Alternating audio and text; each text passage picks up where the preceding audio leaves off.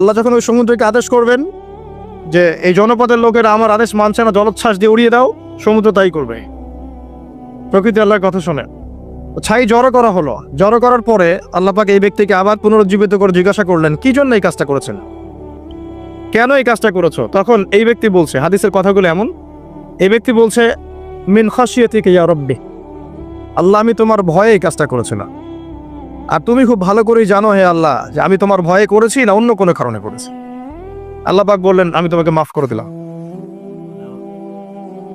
আর দুজন ব্যক্তি, এটা বলে সামনে যাচ্ছেন, আর দুজন ব্যক্তি, এটা আমাদের মুসলিমদের জন্য শিক্ষা আছে।